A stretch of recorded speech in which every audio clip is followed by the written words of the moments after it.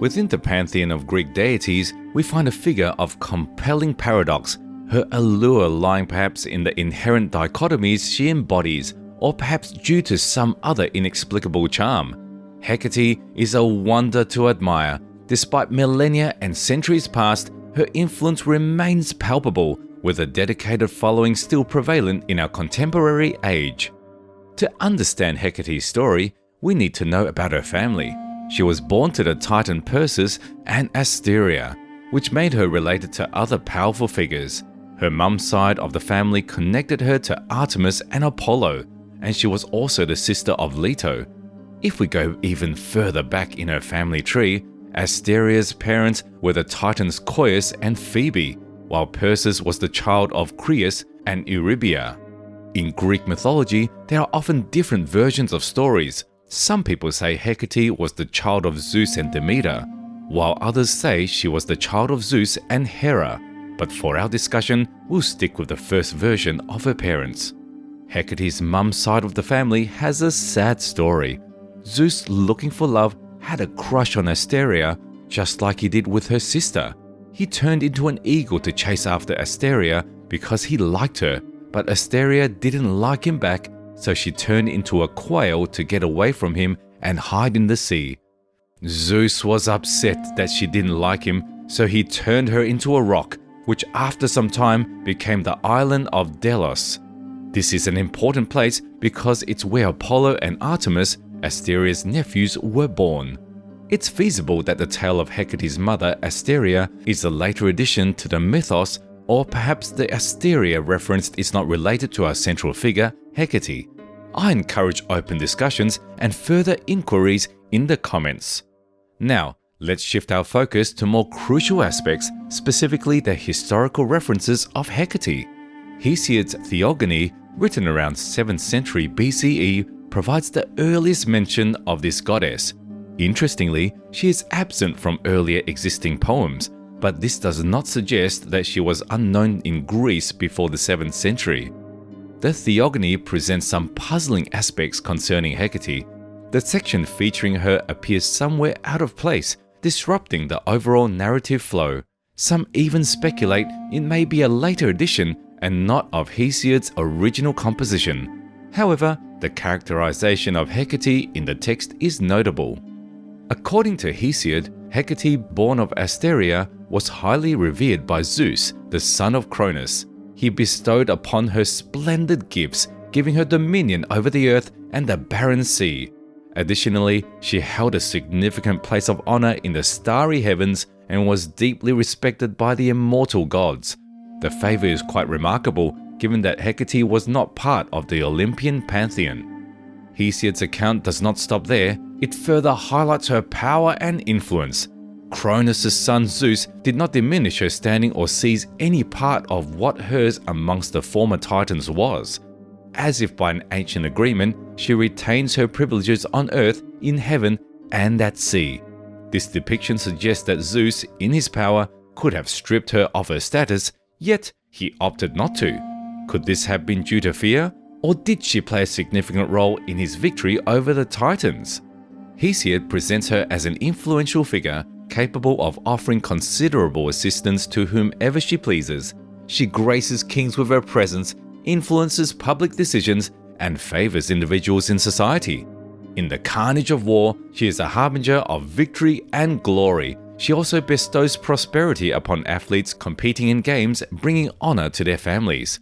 Moreover, Hecate proves beneficial for horsemen and mariners, braving the great tumultuous sea who invoke her name and that of Poseidon, the earth-shaker.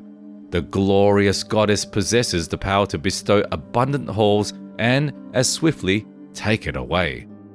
Hesiod further portrays Hecate as a goddess of abundance, working in tandem with Hermes to augment livestock.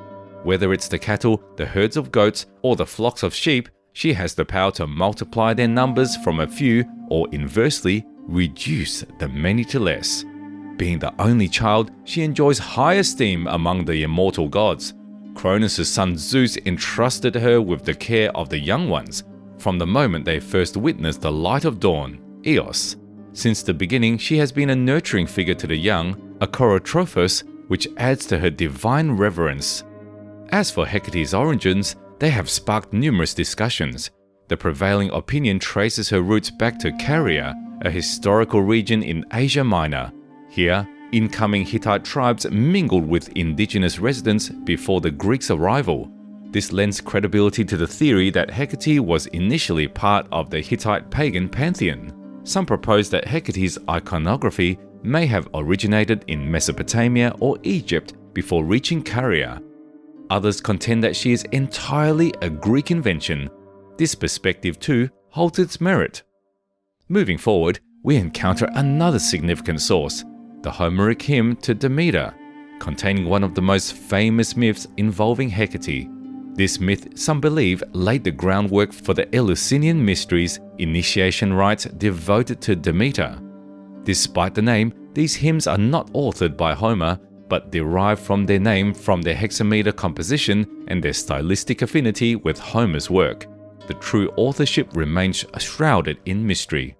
In this narrative, Hecate plays a pivotal role in assisting Demeter in the search for her kidnapped daughter, Persephone. This myth provides a critical insight into Hecate's abilities. It reveals her capacity to traverse between realms. It may be that in helping others, Hecate first gains her spooky underworld reputation. Hecate's image in the eyes of everyday Greeks is well illustrated in the comedies of Aristophanes. She wasn't a main character in these plays, but the main characters often referred to her. These references suggest Hecate was seen as a kind goddess. Greeks even threw parties in her honor, believing she helped in daily life and protected their homes. They also turned to her for small predictions of the future. At this time, there were no stories of the scary side that came up later. This darker image of Hecate might come from the Orphic religions. These mystical groups started showing her as a goddess of the underworld, walking with the souls of the dead. Orphism was a sort of secretive group that disagreed with the regular religious views, but it did have an impact on famous authors later. For example, Apollonius of Rhodes, a poet and scholar from Alexandria, talked about Princess Medea as a priestess of Hecate in his book Argonautica. The actions of Medea, or in another version, the actions of Hecate's daughter, are not good.